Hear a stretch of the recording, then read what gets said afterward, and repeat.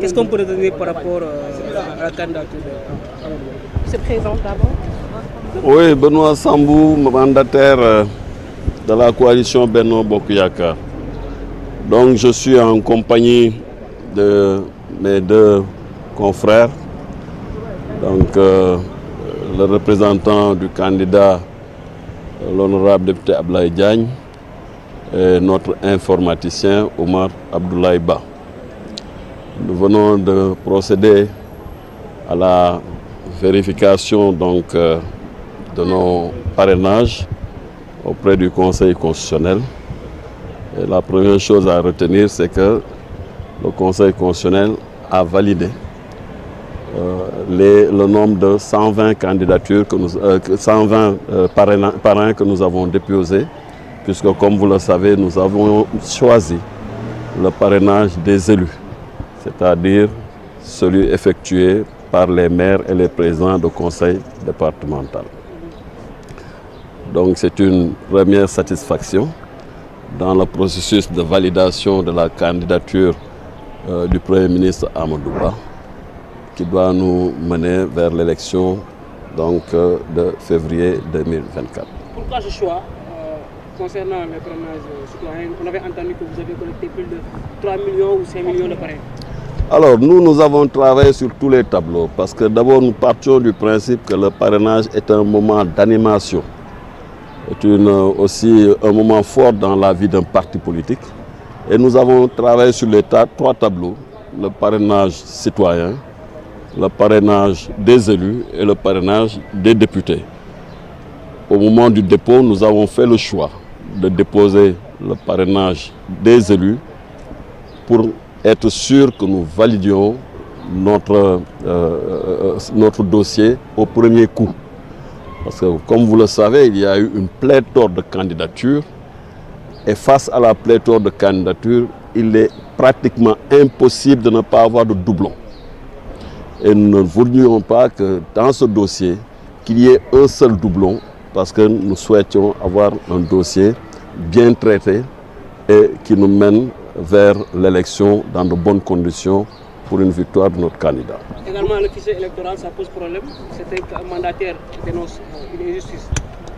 Au Sénégal, les hommes politiques ont toujours posé le débat du fichier, mais comme on a l'habitude de le dire, nous avons procédé depuis 2012 à au moins 3 audits du fichier et les résultats sont toujours les mêmes, c'est que notre fichier est valable à plus de 98%.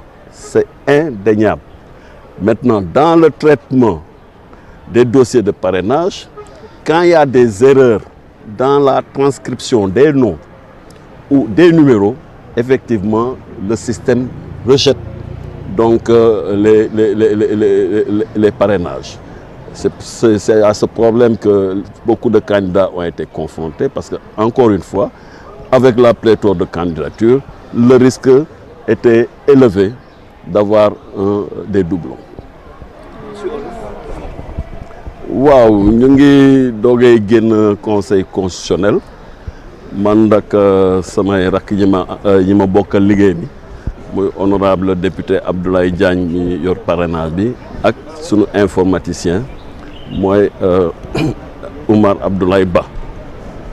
Lu ñu njëkk a jàpp mooy am satisfaction parce que parrainage yu ñu déposé woon muy parrainage élu yi 120 parrains ñu déposé woon yëpp conseil constitutionnel validé na ko maanaam amul benn sikki saxa ci sunu dossier de parrainage.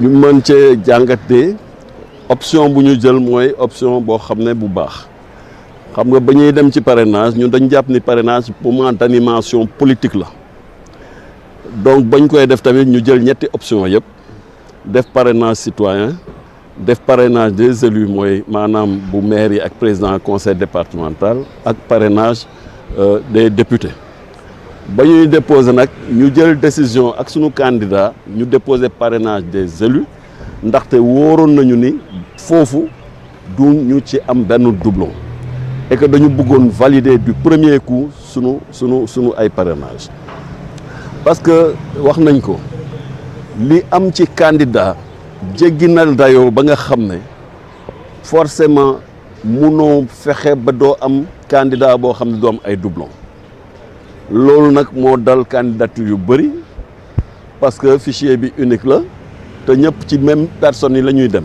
ñun nag donte wóolu nañ suñu ay militants donte wóolu nañu population yi dañu préféré woon assurer suñu dossier dès le premier passage sans que mu am benn sikki sàq et que ñun jublu nag léegi ci valider définitivement candidature bi ak yeneen pièces yi nga xam ne déposé nañ ko pour que ñu mën a jublu ak dal ci campagne bi ñu ñëw ba pare liggéey pour jox ndam sunu candidat.